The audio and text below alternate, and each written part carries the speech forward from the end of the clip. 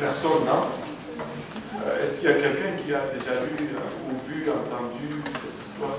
Il y a un temple là en Éthiopie où ils pratiquent un judaïsme là, vraiment de l'ancien temps. Ils ont pour entrer dans le temple, il faut que tu sois de la lignée sacerdotale et tout. Et ils réclament que c'est eux qui ont l'arche de l'Alliance. Ça, c'est juste une histoire. Oui, parce que... Ma question était sur Salomon par rapport à cette technique pour avoir la paix. Parce que sous l'ère de David, Dieu avait dit à David qu'il devait donner la paix au royaume sous l'ère de Salomon. Mais comme il a utilisé les alliances humaines pour faire la paix, est-ce qu'on peut dire qu'il a essayé d'aider Dieu? Oui, ben, l'homme va toujours contaminer ce que Dieu veut faire. Le truc, c'est que si tu fais comme Dieu le demande, tu vas avoir le résultat sans les effets secondaires. Mais si tu veux le faire à ta façon, tu crées des effets secondaires qui sont nuisibles au bien-être de ton peuple et à ton bien-être. La promesse était déjà donnée. On voit ça encore et encore et encore. Ésaü et Jacob. La promesse est donnée. Mais si on suit le plan de Dieu, on va s'épargner beaucoup de douleurs. Mais très souvent, on a tendance à le voir à notre façon. Parce que les voies de Dieu ne sont pas nos voies. Et là, on gâche les choses. Tu sais, nous savons toujours regardez, je vais l'amener là où nous vivons pour un moment. Très souvent, nous pensons que si nous faisons tête, c'est là où nous allons gagner le respect, n'est-ce pas? Mais alors que si nous nous humilions, c'est là où vraiment nous gagnons le respect.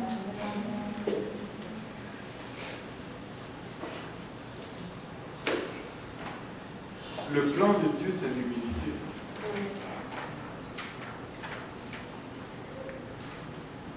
Et ce respect vient avec une paix. Mais si nous voulons le faire à notre façon, toujours tenir tête, toujours répliquer,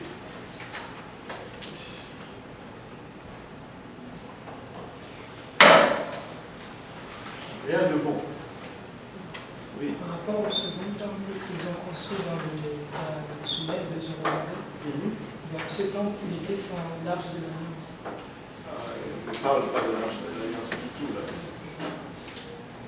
Pas du tout mentionné. C'était le vide en arrière du rideau. En arrière du voile. Une dernière question. Wow, J'ai une question. Alors qu'on faisait des sacrifices qui tu as créé, donc après la construction du temple, vous avez commencé à formuler les dieux. Ouais. Le sacrifice, il y a plusieurs sortes de sacrifices. Il y a un seul sacrifice qui se faisait avec une aspersion de sang sur l'arche, c'était le jour de l'expiation. C'est le seul jour où les souverains sacrificateurs devaient entrer en arrière du voile. Mais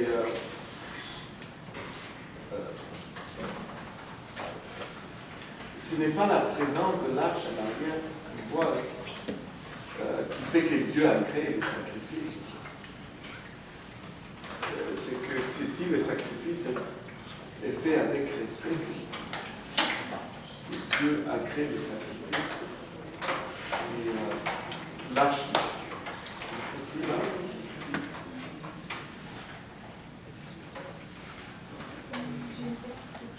Oui.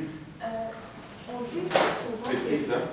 On dit souvent que le sacrifice a été là, mais on fait des recherches, j'ai jamais trouvé le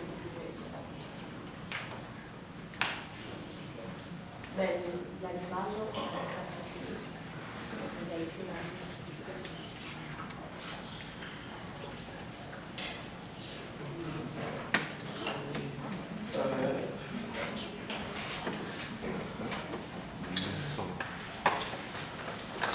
peut regarder ça après.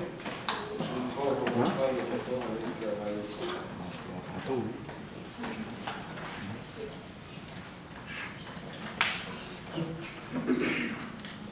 On va conclure.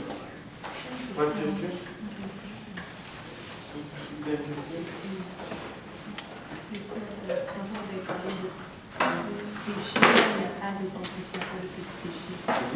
Mais Dieu a déclaré que les gens de Sodome étaient de grands péchés. Oui, c'est qu'il faisait beaucoup de péchés. C'est pas qu'il faisait des grands péchés, il faisait beaucoup de péchés. Écoute, si on lit la parole de Dieu, c'est sûr que sur la perspective humaine, on va penser que ce péché est plus grave que l'autre. Attends.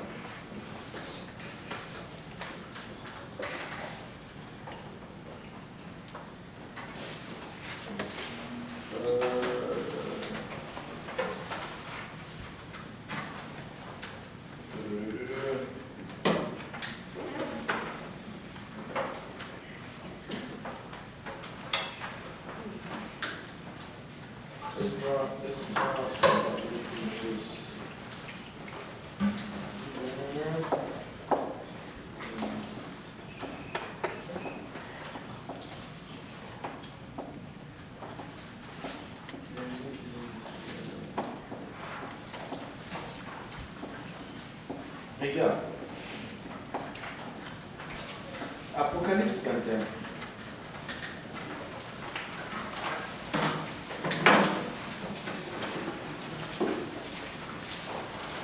Verset 1 à 8.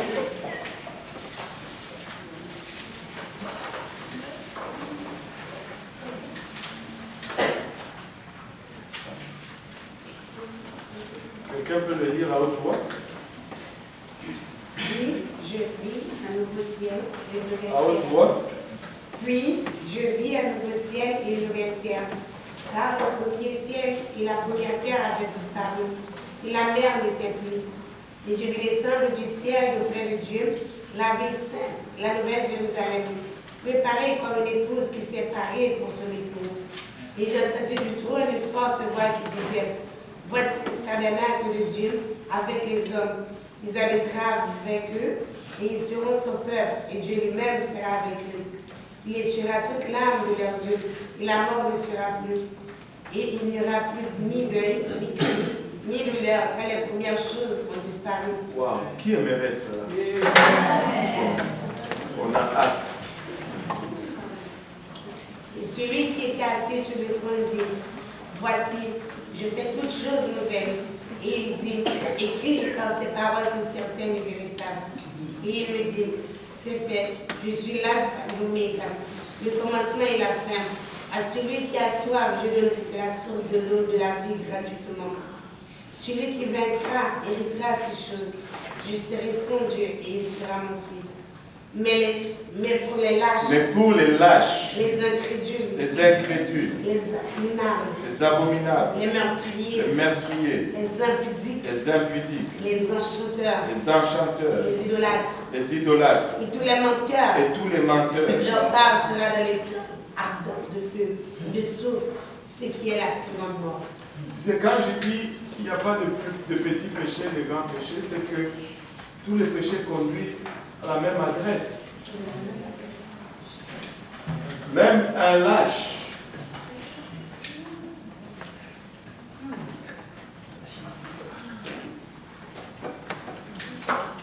Qui peut m'expliquer là?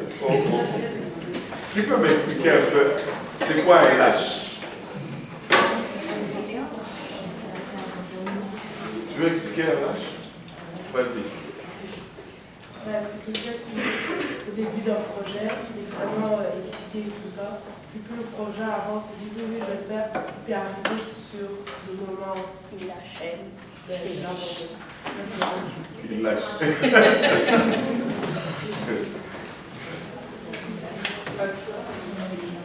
Dans la vie de sa timide.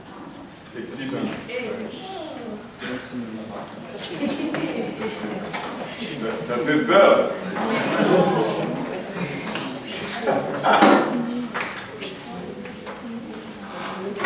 Bon. C'est quoi le lâche? Non, mais je veux dire, donc si tu dois parler à quelqu'un et que tu as peur ou tu es timide de le faire, ça fait pas un lâche?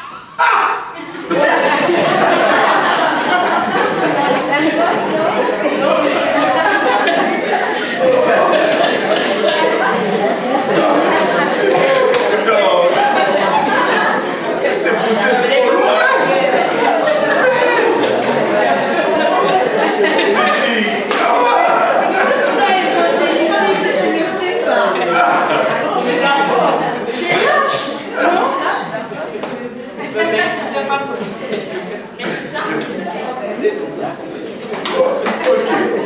Écoutez.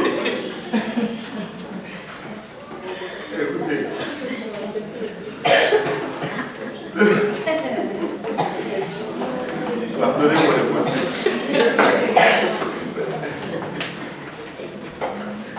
Est-ce qu'on peut définir d'abord un lâche?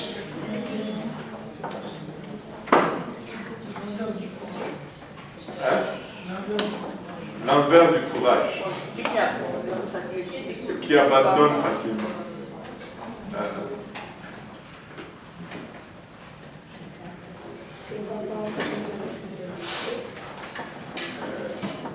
Je ne sais pas si je dis vrai. Tu me laisses, tu me lâches là. Je te cherche depuis tout à l'heure. Lâche. Bon, il n'y a personne qui a un dictionnaire quelque part. On va chercher sur le Ben,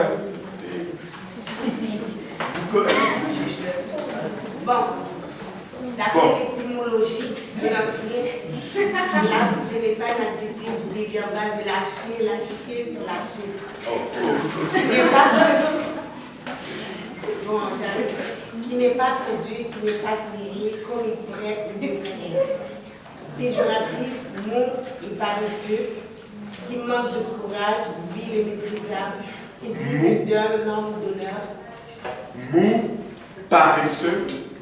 Vous pensez à un paresseux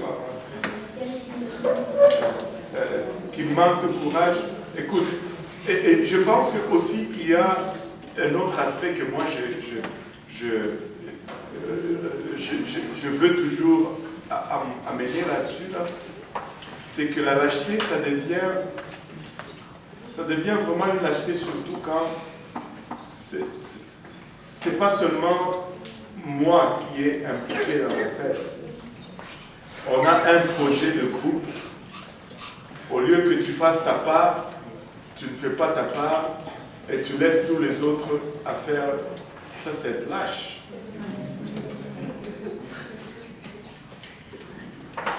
On doit prier comme Église. Toi, tu laisses seulement les autres prier. Toi, tu viens juste pour profiter de la présence de Dieu quand ça tombe. Tu es lâche. Amen. C'est avant même d'aller à évangéliser. Là. Parce que quand je dis tu dois aller évangéliser, déjà, il y a quand même, tu as prié. Là, parce que c'est rare que quelqu'un qui ne prie pas, qu'il a évangélisé.